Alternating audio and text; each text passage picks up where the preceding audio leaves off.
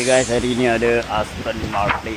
Kereta ni datang komplain misfire. Misfire dia bermasalah daripada coil plug, ignition coil plug. Dia dah tukar, so sekarang mau test. Steering cover tu bukan tak ada tapi saya buka. Sebab apa? Bila ada steering cover dia punya grip tu cantik. Kemungkinan tak cukup grip boleh accident. Bismillah. Kita nak tengok engine light nyala ke tak nyala. Sebelum tukar coil plug, ignition coil, dia ada engine light. So sekarang kita dah test ada keluar lagi ke tak.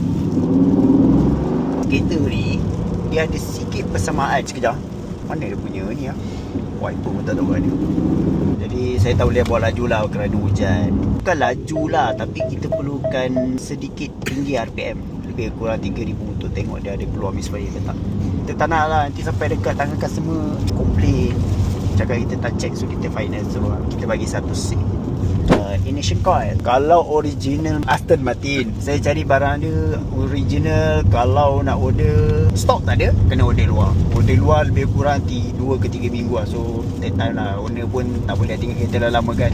Jadi kita orang cari apa yang sama dan sesuai untuk yang boleh masuk ke dalam kereta ni. Jadi apa yang kita jumpa, coil plug dia pakai sama macam Mercedes C63 AMG. Coil plug sama yang boleh pakai dan boleh masuk ke Aston Martin. Sebabkan customer nak kereta, nak cepat, kita pakai Mercedes punya lah, sama saja. Customer pun setuju.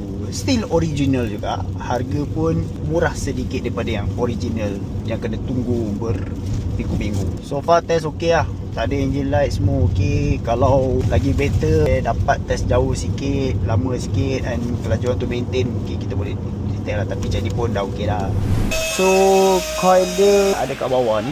Minta maaf lah geng, ini kalau nak buka ni banyak nak buka, ni kena buka tu, kena buka. So inilah coil plug yang rosak, yang diguna pakai oleh Mercedes C63 AMG. Okay guys, that's all for today. Wah. Ya bang, ada apa bang?